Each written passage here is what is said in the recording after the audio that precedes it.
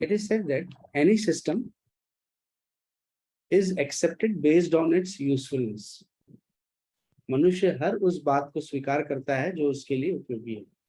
जैसे विज्ञान को उसने स्वीकार किया क्योंकि विज्ञान ने उसे विलासतापूर्ण जीवन दिया। विज्ञान के आविष्कारों ने टीवी, फ्रिज, मोबाइल ने उसे एक आरामदायक जीवन जीने के लिए दिया है, तो इसलिए वो उसे पसंद करता है या उसके लिए जीवन में उपयोगी है। उसी तरह से पिछले क्लास में हमने जाना कि योग क्यों हमारे लिए जरूरी है। तो इसी बात को हम आगे बढ़ाते हुए अब ये समझेंगे कि आज के युग में योग हमें कैसे हेल्प कर सकता है। तो ये कहा गया कि योग offers man a conscious process to solve the problems of unhappiness, restlessness, emotional upset and the hyperactivity. समय समय पर हर व्यक्ति इन स्टेजेस से होकर गुजरता है।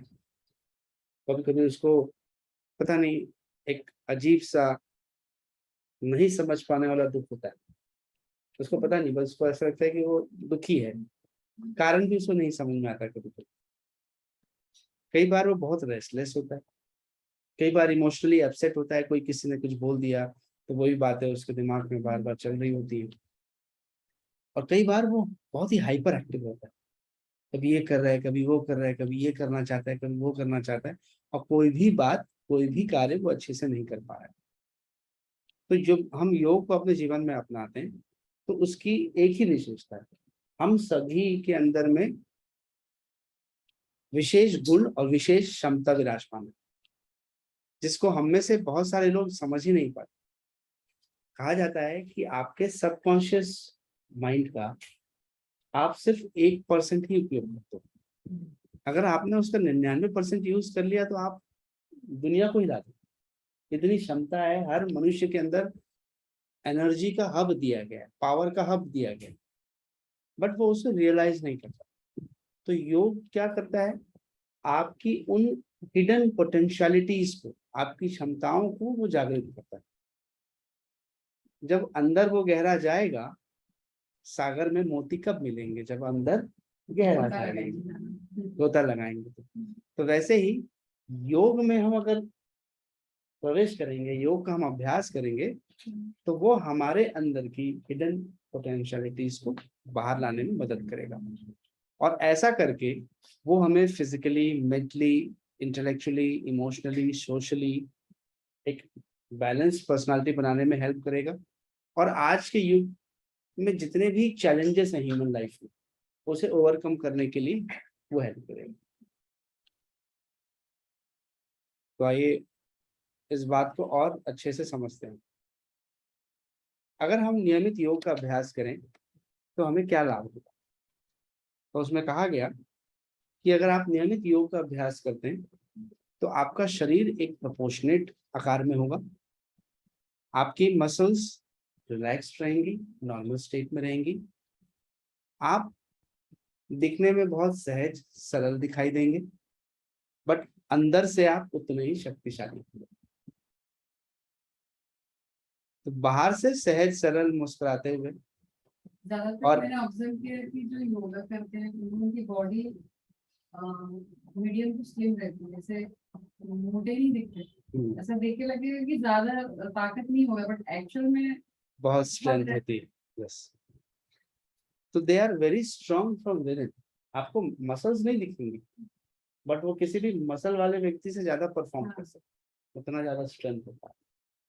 उसके पीछे सिंपल सा रीजन है। अगर आप कोई व्यक्ति जिम करता है तो उसकी शुरुआत होती है 2 किलो 5 किलो के वेट के साथ, फिर 10 किलो 20 किलो 30 किलो। यहाँ तो योग में शुरुआत ही आपके बॉडी वेट से ही, बॉडी वेट है। जैसे मैं डाइटिंग में पहले योगा की थी, बाहर से वजन उठाती थी, इसमें खुद के वेट को बॉडी के वेट को ही मेंटेन। तो जब आपका वजन मान लीजिए 60 किलो है, आपका वजन 70 किलो है, तो आप 70 किलो से ही स्टार्ट करें, तो आप तो पहले दिन से ही आपकी क्षमता बढ़ी हुई है। इसलिए जब हम योग का अभ्यास करते हैं तो हमारे शरीर में जितने भी प्रणालियां हैं, सिस्टम चलता है हमारे शरीर में, हमारा पूरा शरीर एक सिस्टम है। और वो सिस्टम एक दूसरे पर निर्भर है। जैसे कोई घर बनता है तो घर बनाने के लिए बहुत सारे लोग लगते हैं, एक मेसन लगता है, एक कारपेंटर लगता है, प्लम्बर लगता है, इलेक्ट्रिशियन लगता है, इंटीरियर डिजाइन लगता है, पेंटर लगता है। और इन सब के वर्क आपस में कोऑर्डिनेटेड होते हैं तो ही घर समय से बन पाता है। अगर इनमें से कोई भी एक ढीला ढाला हो जाए तो बाकी सबके काम प्रभावित हो जाएंगे। हमारा शरीर भी एक सिस्टम में ही काम करता है, चाहे हमारा नर्वस सिस्टम हो, चाहे हमारा एंडोक्राइन सिस्टम हो, चाहे हमारा कार्डियोवैस्कुलर सिस्टम हो, रेस्पिरेटरी सिस्टम हो, डाइजेस्टिव सिस्टम हो, लिवर जिसे हम लोग हेपेटिक सिस्टम कहते हैं, हेपेटोबिलियरी सिस्टम कहते हैं, या किडनी जिसे रीनल सिस्टम कहा गया, या फिर मस्कुलोस्केलेटल सिस्टम, या फिर रिप्रोडक्टिव सिस्टम, ये सब आपस में जुड़े हुए हैं और मिलजुल के काम करते हैं। और जैसे मैंने आपको बताया था कल की क्लास में कि अगर आदि आदि अर्थात मन बीमार होगा तो शरीर व्यवस्थित रूप से काम नहीं कर पाएगा, और जब शरीर व्यवस्थित रूप से काम नहीं कर पाएगा तो ये ऑर्गन, ये सिस्टम आपस में कोऑर्डिनेटेड होकर काम नहीं करेंगे। तो जब आपस में कोऑर्डिनेशन नहीं आएगा तो सिस्टम तो आप बट ऑब्वियस है कि कमजोर पड़ेंगे, डिस्टर्ब होंगे, बीमार पड़ेंगे। तो जब आप योग का अभ्यास करते हैं तो पूरे शरीर के हर एक अंग तक रक्त का प्रवाह होता है, ब्लड सर्कुलेशन हर एक हिस्से तक पहुंचता है। मैंने आपको बताया था कि नर्वस सिस्टम कम्युनिकेशन सिस्टम है और ब्लड जो है वो आपका ट्रांसपोर्ट सिस्टम है। तो कम्युनिकेशन के आधार पर ट्रांसपोर्टिंग का प्रोसेस होता है, बाकी जितने भी ऑर्गन्स हैं, जितने भी सिस्टम्स हैं, वो अपना काम करते हैं। तो आपका शरीर अगर अंदर से कोऑर्डिनेटेड काम करेगा, घर के सारे सदस्य अगर मिलजुल के काम करेंगे, सारे लोग मिलजुल के काम करेंगे तो वो काम बहुत अच्छे से होना है, ये तय है।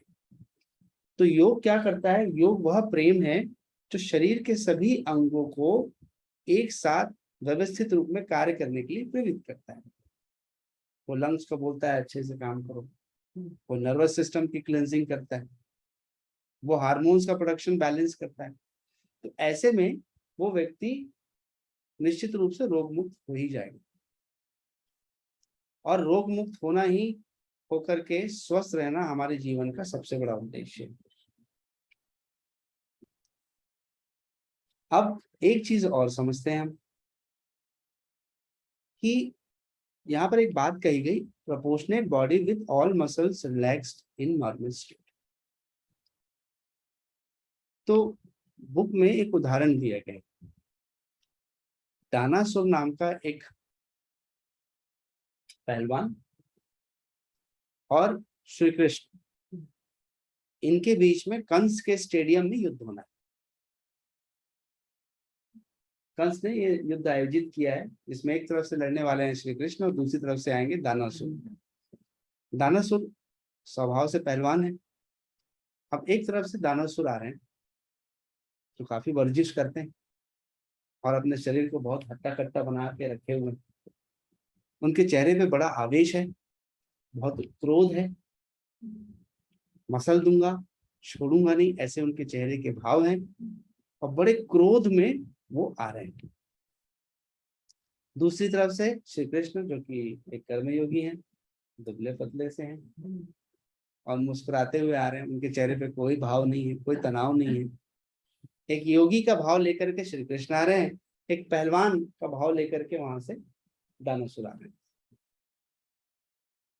एक क्रोध में लड़ रहा है और एक मुस्कुराते हुए लड़ रहा है। और आखिरकार जो कर्मयोगी है, जो दिखने में तो दुबला पतला था, और उस हट्टे कट्टे पहलवान को उसने धूल चटा दिया और बुद्धि का इस्तेमाल करके उसको धूल चटा दिया। तो योग हमारे शरीर को ऐसा ही बनाता है, श्री कृष्ण के समान योगिक बॉडी हमें मिलती है। उसके पीछे कारण क्या है?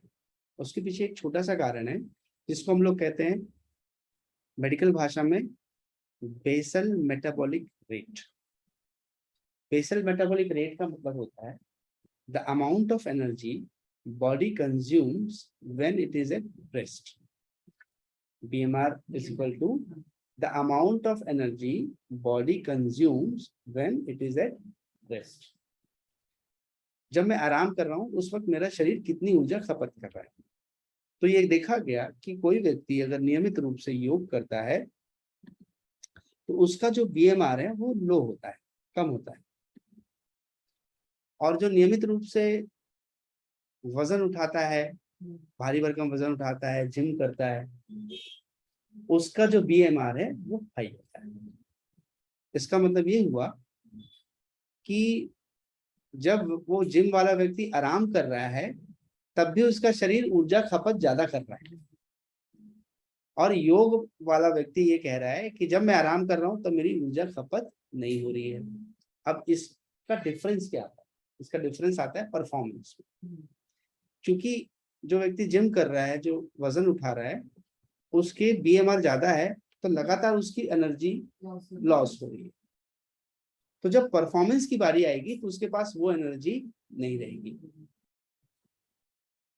और एक योग वाले व्यक्ति का BMR जब वो आराम कर रहा है तब उसकी एनर्जी लॉस नहीं हो रहा है।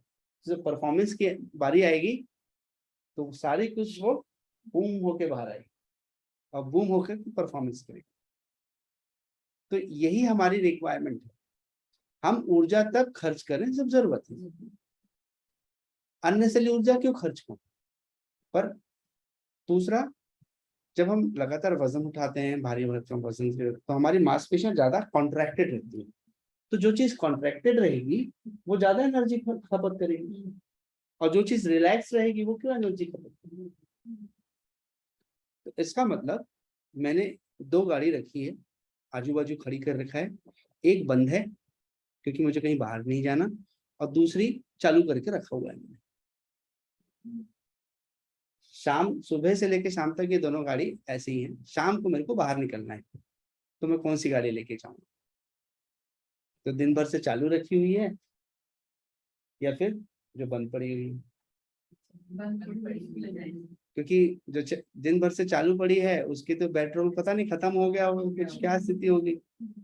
और जो दिन भर से रेस्ट में है उसको मैं उठाऊंगा और ले जाऊंगा। तो इसका मतलब योग हमारे शरीर को यूं बनाता है कि जब जब आपको परफॉर्मेंस की जरूरत होगी तब तब वो एनर्जी बढ़ा देगा, और जब आपको परफॉर्मेंस की जरूरत नहीं है वो आपकी एनर्जी को आपके अंदर समाहित कर लेगा, सेव कर लेगा। बड़ा सिंपल सा थीम है कि वाई योगा। तो पहला हिस्सा वाई योगा का मुझे लगता है आपको क्लियर हो गया कि लोग मुझे ये पूछें कि भाई मैं जिम करूं कि मैं योगा करूं। जैसे सर जिम में कि जिम से आने के बाद रेस्ट करना बहुत जरूरी होता है। यस, अब जैसे मैं योगा कर रही हूँ, मुझे कुछ काम था। moving to the second part of the, when you keep practicing yoga regularly, what happens at the level of your mind? What happens at the level of your brain? Mental level पे क्या changes हो सकते हैं? ठीक है, तो हमारे mental level पे 2 सबसे इंपॉर्टेंट फंक्शंस हैं, वो है creativity and will power. Creativity means to create something new, and will power is इच्छा शक्ति। मुझे कर दिखाना है, मैं कर दिखाऊंगा, I will not give up. ये भाषाएं हम कभी कभी अपने आप से बोलते हैं और दूसरों को भी बुलवाते हैं। तो जब हम योग करते हैं तो ये दोनों ही गुण हमारे अंदर जागृत होते हैं। एक तो हमारी क्रिएटिविटी बढ़ती है क्योंकि मन शांत रहेगा तो क्रिएटिविटी होगी, और दूसरा आपका विल पावर बढ़ेगा। विल पावर मतलब इच्छा शक्ति, किसी बात के लिए आप अपने आप को कितना नियंत्रित कर सकते हैं। कहा गया कि जीवन में हर व्यक्ति को कर्म करने होंगे, बिना कर्म के तो कोई रह नहीं सकता। हम कर्महीन 1 सेकंड भी नहीं। अगर हम बैठे हैं तो वो भी बैठना भी कर्म है, हम लेटे हैं तो लेटना भी कर्म है, हम सोच रहे हैं तो वो भी कर्म है। तो कर्महीन तो कोई रह नहीं सकता। पर कर्म करने वालों के 3 प्रकार बताए गए। पहला व्यक्ति जो कर्म की समस्याओं को देखते हुए, ऑब्स्टेकल्स को देखते हुए, हर्डल्स को देखते हुए कर्म की शुरुआत ही नहीं करता। बोलता नहीं, ये तुम मुझसे नहीं हो पाएगा। दूसरा व्यक्ति कर्म की शुरुआत तो करता है पर बीच रास्ते में जाकर उसको छोड़ देता है, बोले मुझसे नहीं हो पा रहा है। और तीसरा व्यक्तित्व है जो कर्म को शुरू करता है, जितने भी ऑब्स्टेकल्स आते हैं, जितनी भी समस्याएं आती हैं, उन सब को ओवरकम करता है और फाइनली उस कर्म को पूरा करता है। तो योग करने से हमारा व्यक्तित्व वैसा ही होता है। हम जुझारू प्रवृत्ति के होते हैं। जुझारू मीन्स वन हू फाइट्स, जो जूझ सकता है, किसी भी परिस्थिति से जूझने के लिए तैयार है। आपने देखा है ना मूवीज में कि इस देश में हमारे एजेंट फंस गए हैं तो बुलाइए इनको, ये सारा सॉल्यूशन करके आएंगे। ऐसे मूवीज में पर्टिकुलर हर सिचुएशन को हैंडल करने की क्षमता रखने वाला। तो हम योग करने से हमारा व्यक्तित्व वही होता है। हम काम को अधूरा छोड़ना नहीं चाहिए। काम अगर हमने हाथ में ले लिया तो चाहे कितनी भी मुश्किल क्यों ना आ जाए, कितने भी ऑब्स्टेकल्स क्यों ना आ जाए, हम उसको पूरा करके रहेंगे। तो योग करने से आपका पूरा व्यक्तित्व ऐसा बनने वाला है। क्योंकि हम आसन अधूरा थोड़ी छोड़ते हैं। हम प्राणायाम अधूरा क्यों छोड़ेंगे? हम अपने काम को अपनी क्षमता अनुसार, अपनी परिस्थिति अनुसार और अपने शरीर के अनुसार सर्वश्रेष्ठ करेंगे।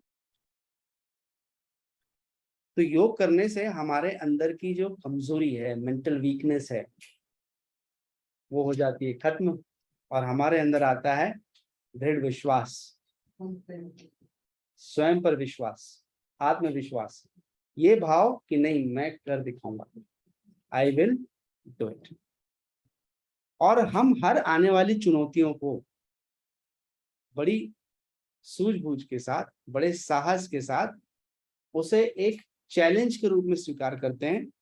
और मनुष्य जब जब कोई चीज चैलेंज में लेता है तो वो उसे पूरा करता है। तो आपका अंदर का व्यक्तित्व उतना ही स्ट्रॉन्ग, उतना ही शक्तिशाली, बाहर से आप सौम्य, मुस्कुराते हुए, सरल, सहज, और अंदर से उतने ही व्यक्तित्व आपका स्ट्रॉन्ग। क्यों नहीं बनाना चाहेंगे हम ऐसा व्यक्तित्व? क्यों नहीं बनाना चाहेंगे? बिल्कुल बनाना चाहेंगे। अगर योग हमारे शरीर पर वो फायदे ला रहा है जो हमने अभी कुछ देर पहले चर्चा किए, और हमारे मानसिक स्तर पर ये फायदे लेकर आ रहा है, तो फिर तो हमें इस बात का जवाब मिल ही रहा है कि वाह योगा। मेंटल लेवल पे भी आता है, फिजिकल लेवल पे भी आता है, बिकॉज आप खुद अपने आप में वो चेंजेस को देख रहे हो, महसूस कर रहे हो, अंदर से भी पता चलता है, बाहर से भी। जब आप खुद अप्रिशिएट कर पाते हो, अपने अंदर के उस चेंजेस को अप्रिशिएट कर पाते हो।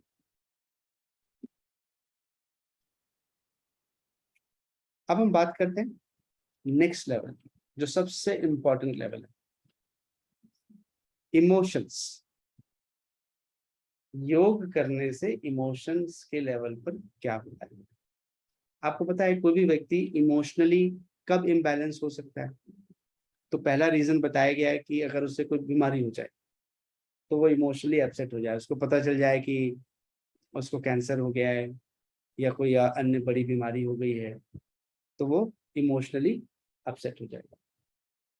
दूसरा कारण है इमोशनली डिस्टर्ब होने का, अनएक्सप्रेस्ड एंगर।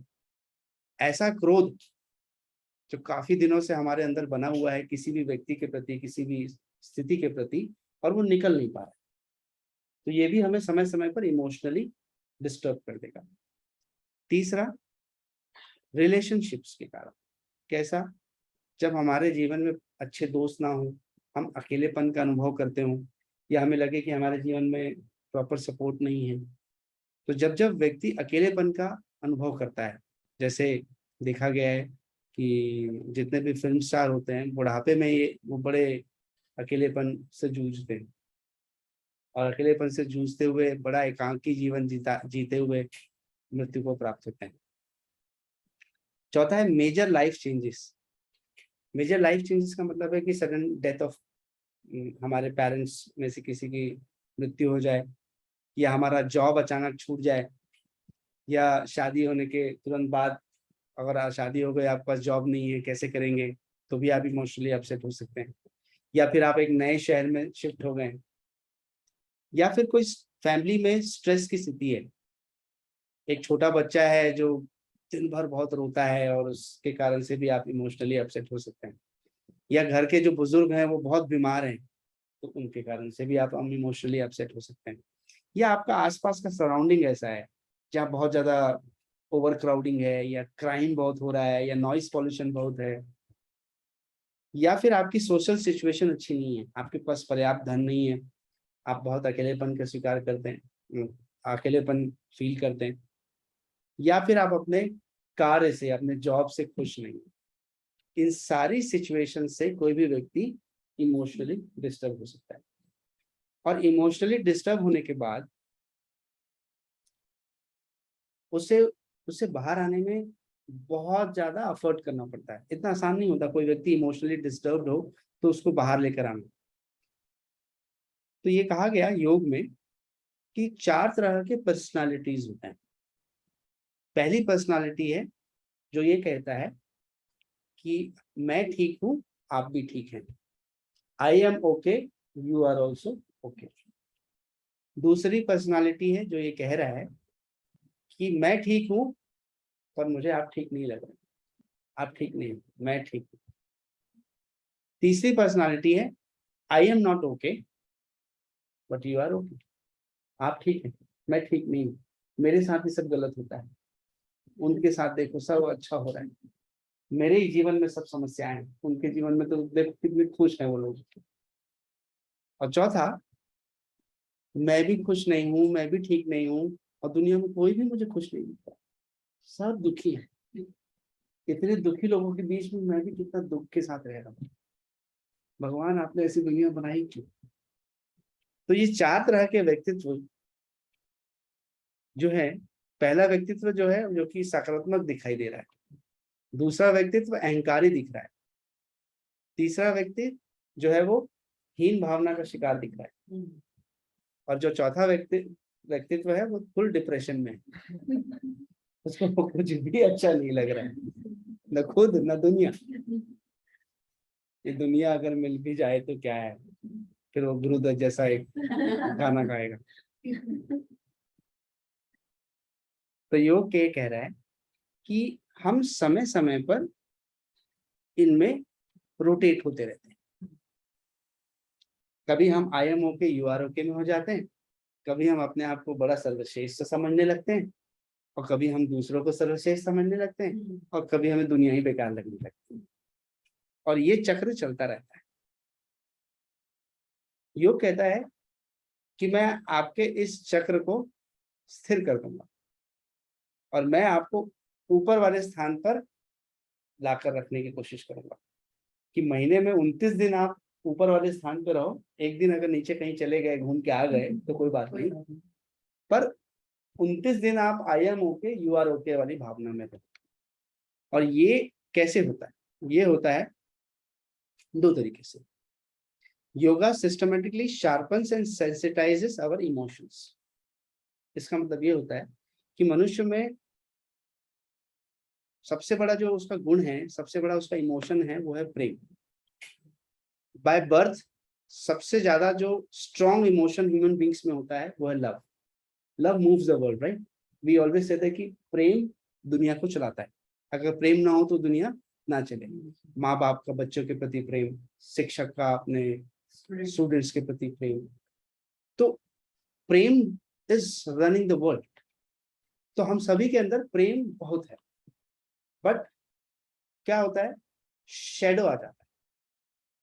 जब हमारे 6 इमोशंस एक्टिव हो जाते हैं तो हमें हमारा प्रेम दिखाई नहीं देता, हमारा प्रेम कहीं दबा हुआ सा होता है। जैसे कोई व्यक्ति कोहरे वाले दिनों में कार में जा रहा हो तो उसे रास्ता दिखाई नहीं देता है, रास्ता तो अपनी जगह पे वहीं पर है, कुछ नहीं चेंज हुआ है, पर सिर्फ और सिर्फ विंडशील्ड पर पूरा कोहरा छा चुका है और उसके आगे का कुछ दिख नहीं रहा है। तो वैसे ही मनुष्य के व्यक्तित्व में इमोशंस, नेगेटिव इमोशंस एक पर्दा डाल देते हैं।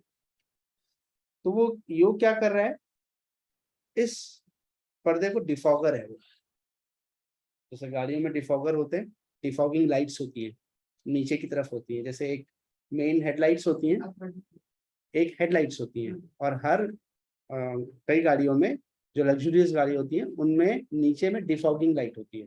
डिफॉगिंग लाइट जो होती है वो शार्प लाइट्स होती हैं और वो आपके कोहरे को ब्रेक करती हैं और आपको आगे देखने के लिए हेल्प करती है। डिफॉगर लाइट्स बोलते हैं, ठीक है। हेडलाइट्स अलग होती हैं और डिफॉगिंग लाइट्स अलग होती हैं।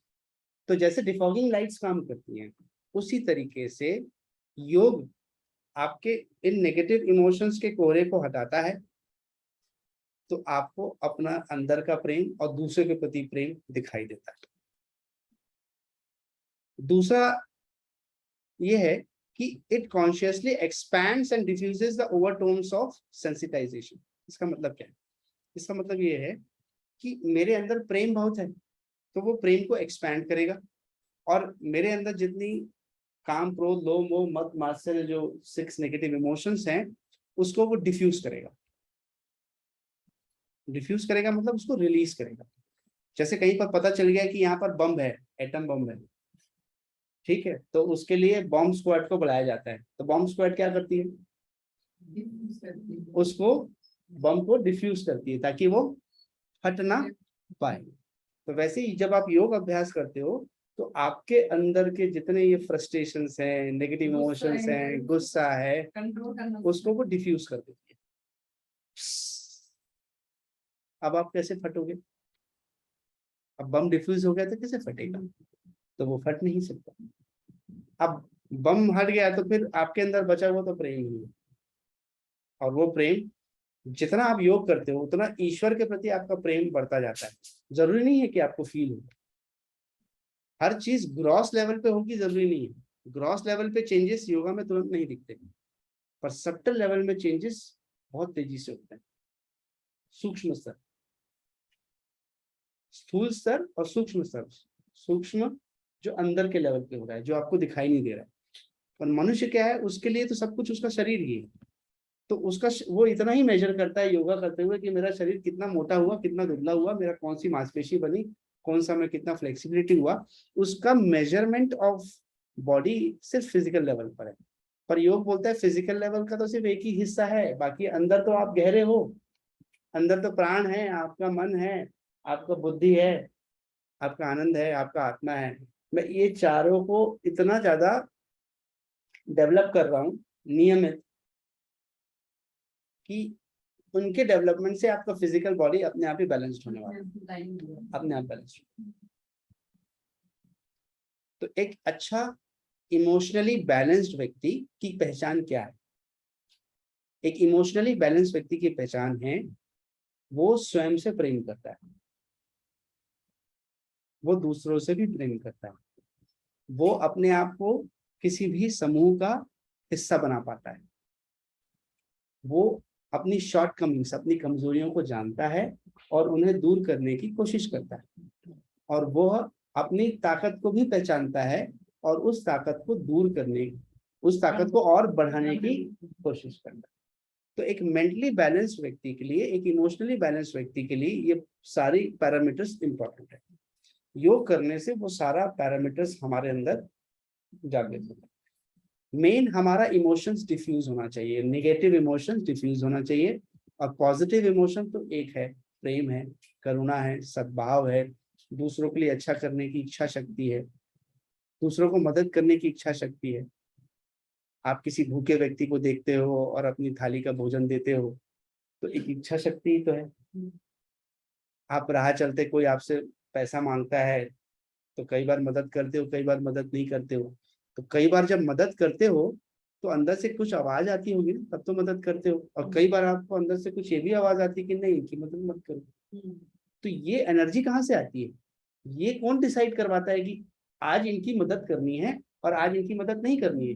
क्योंकि आप ये इस सिचुएशन में कई बार आते हो, पर जब जब जब आप इस सिचुएशन में आते हो जरूरी नहीं कि हर बार आप मदद करते हो।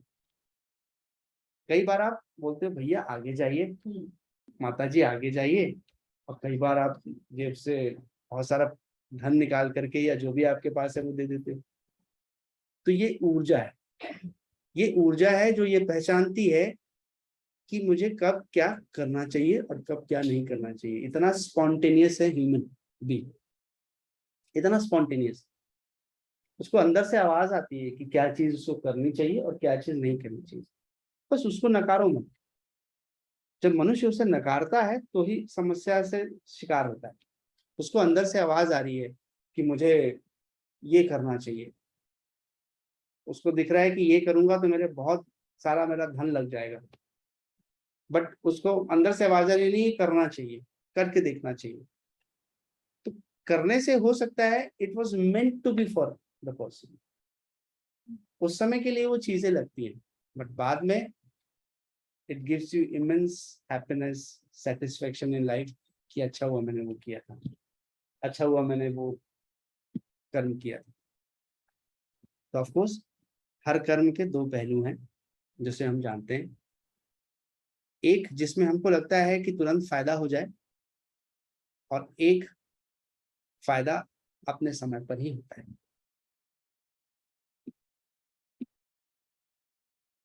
अब हम बात करते हैं personality development at intellectual level.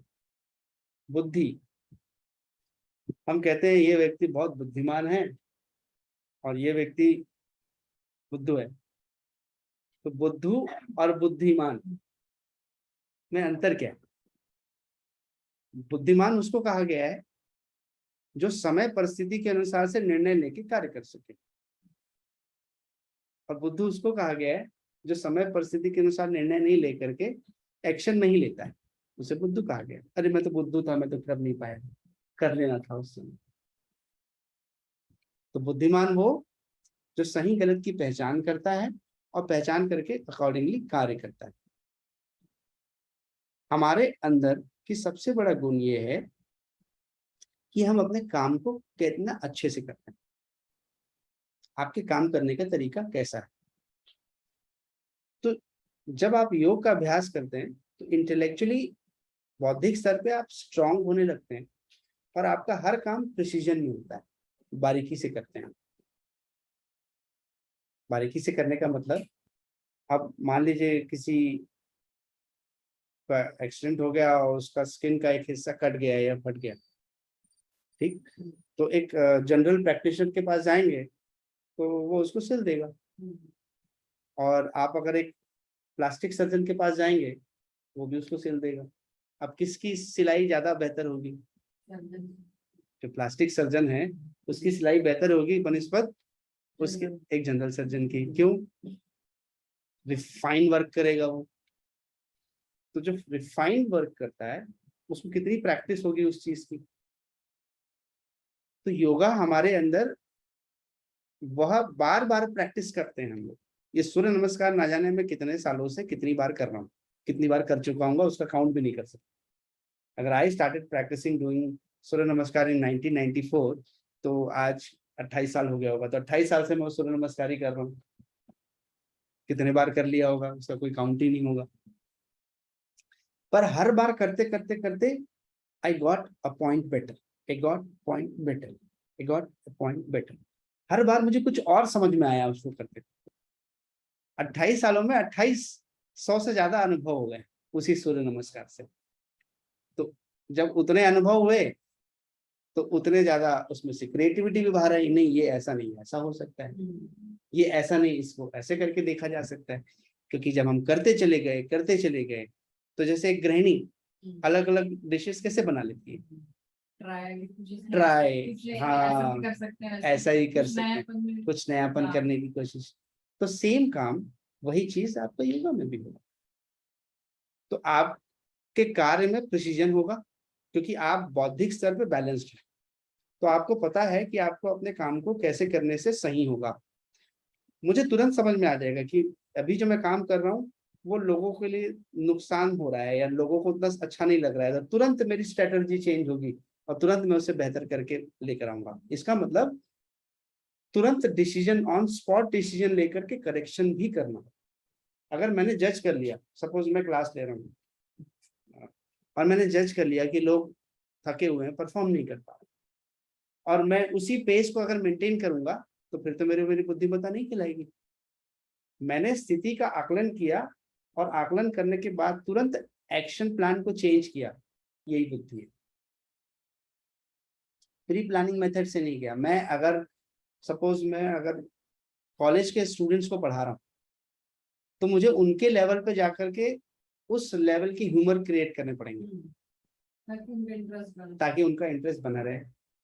मैं आप लोगों को पढ़ा रहा हूँ तो मैं आप लोगों के लेवल पे उसे क्रिएट करूंगा कि इस लेवल पे हम पढ़ें। तो हम किससे इंटरेक्ट कर रहे हैं इसके अनुसार से हमारी बुद्धि कॉम्प्रिहेंशन क्रिएट करेगी। कॉम्प्रिहेंशन मतलब समझ पाने की क्षमता। तो हर किसी, अब मैं बच्चों के सामने आध्यात्मिक बातें करूंगा तो समझ नहीं पाएंगे। उनके सामने तो मुझे कुछ मोटिवेशनल चीजें रखनी होगी कि आओ ये मिलके करते हैं, उनके मेंटल लेवल पर जाना। तो हमारी बुद्धि योग करने से प्रिसीजन बनाती है और तुरंत स्थिति के अनुसार से एडजस्टमेंट्स क्रिएट करती है कि मैं इनके बीच में हूँ तो मेरा बॉडी मेरा माइंड वैसा परफॉर्म करने लगता है, मैं इनके बीच में हूँ तो मेरा बॉडी माइंड वैसा परफॉर्म करने लगता है। और ये नेचुरली आपके अंदर आने लगता है जब आप योग से जुड़ते हैं। तो दूसरा, योग अभ्यास है। योग को साधना कहा गया, योग को साधना कहा गया है, योग का अभ्यास कहा गया है। योग सिर्फ अभ्यास करने का नाम है।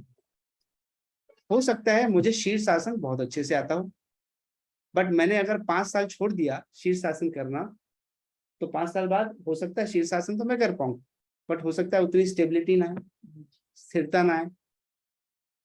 जैसे सुल्तान नाम की मूवी आई थी जिसमें जो हीरो था वो एक पहलवान रहता है, पर फिर वो छोड़ देता है। तो फिर उसको जब लड़ने का मौका मिलता है तो वो तुरंत लड़ने लायक तैयार होता है कि उसको पुनः तैयारी करनी पड़ती है, पुनः अभ्यास करना पड़ता है, पुनः करते रहना पड़ता है। तो योग क्या है? वो एक अभ्यास है। और जो व्यक्ति मुझे ये कहता है, जो व्यक्ति मुझसे ये कहता है कि मैं तो 6 महीने पहले योग करता था, 6 महीने से नहीं कर पा, मैं 3 साल पहले योग करता था, 2-3 साल से कुछ ऐसी समस्याएं आ गई कि मैं नहीं कर पा रहा हूँ, तो विश्वास मानिए मैं मानता हूँ कि वो व्यक्ति कभी योग से जुड़ा ही नहीं। क्योंकि योग से जुड़ने वाला व्यक्ति कभी अपने जीवन काल में योग को छोड़ ही नहीं सकता। वो करेगा, वो किसी ना किसी रूप प्रारूप में करेगा। और जो ये बोलता है ना कि मैं इस कारण से छोड़ दिया, मैं 2 महीने बाहर चला गया था तो छोड़ दिया, मुझे तो ये अनुभव है कि मैं वैष्णो देवी की चढ़ाई करके उतर करके सुबह 24 राउंड सूर्य नमस्कार करके आराम किया, चढ़ के उतर करके फिर 24 राउंड सूर्य नमस्कार करके ही आराम से बैठा हूँ। आप थोड़ा आनंद आएगा। तो ऐसा अगर आपके अंदर उत्साह और लगन होगा। और एक चीज और है कि जिम करते करते एक ही चीज करके बोर लगता है, तो योगा में जितनी बार करते हैं उतनी बार बेहतर होता है। ऐसा नहीं लगता है कि हम बोर हो रहे हैं, अलग हर बार ऐसा लगता है कि कुछ ऐड ऑन हो रहा है या कुछ नया, मतलब वही कर रहे हैं, ऐसा फील नहीं होता है। हाँ जी, थकान नहीं लगती है।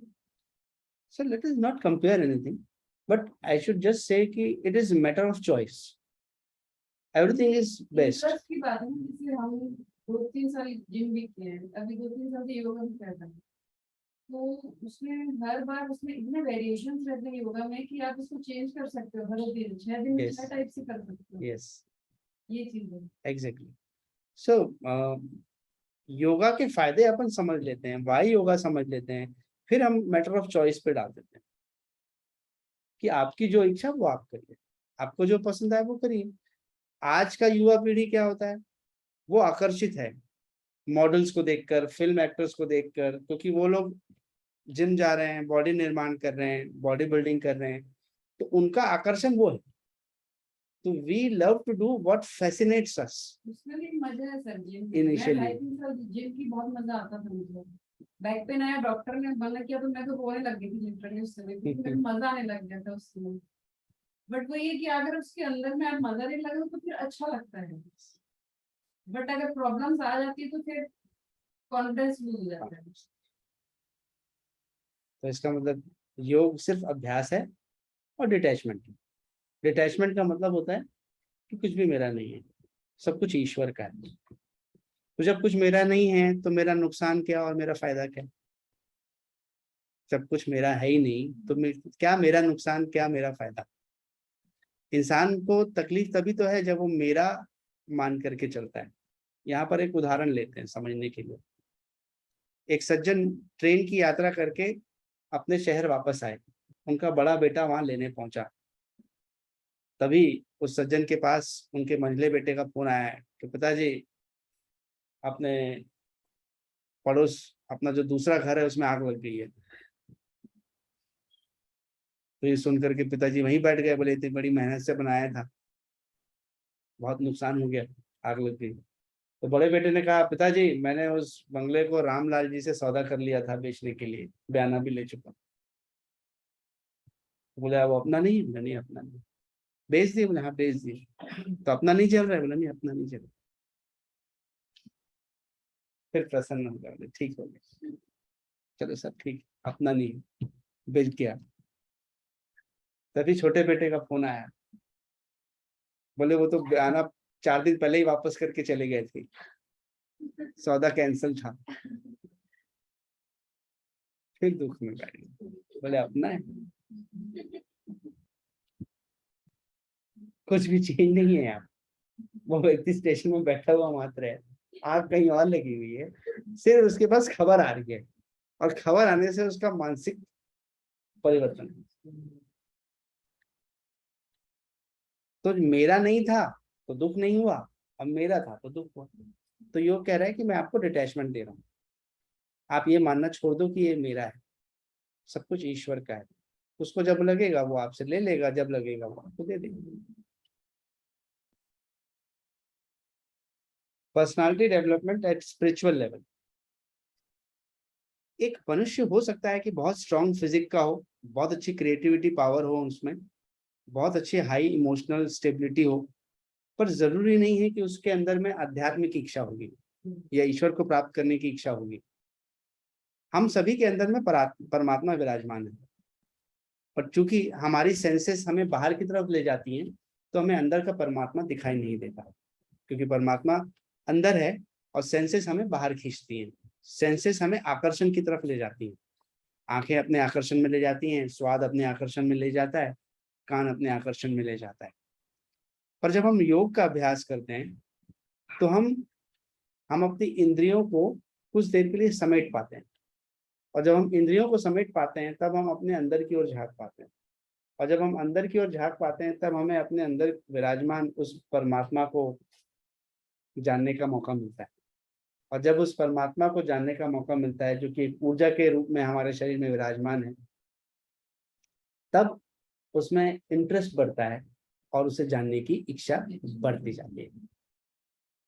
आपने कोई नॉवल पढ़ना शुरू किया, शुरुआत में तो ऐसे ही उठाया और पढ़ना शुरू करते, पर जैसे जैसे आपने पढ़ना शुरू किया, इंटरेस्ट जागा और आपने उसको बोला नहीं अब तो छोड़ूंगा नहीं, अब तो उसको पूरा देखूंगा।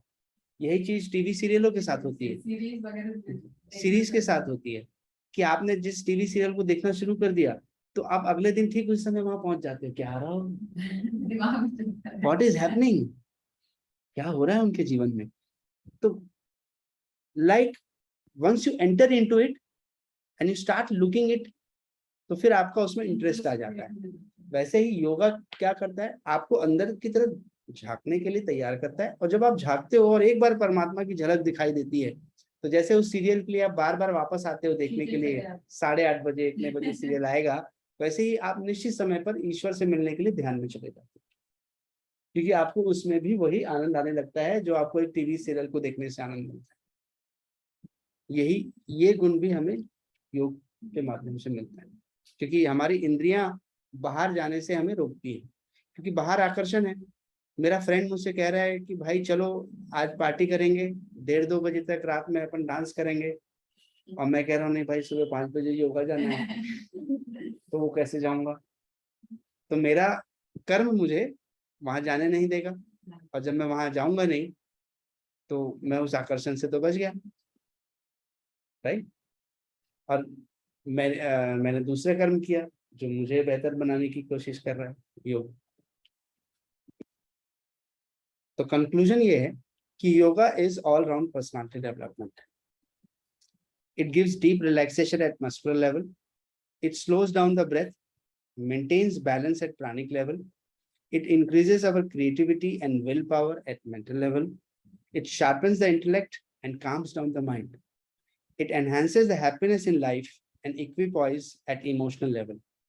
And it maintains the innate divinity in man. इसका मतलब है कि हमारे अंदर के परमात्मा को वो जागृत करता है, हमें दिखाता है कि देखो ये भी हैं, इनसे भी मिलना है।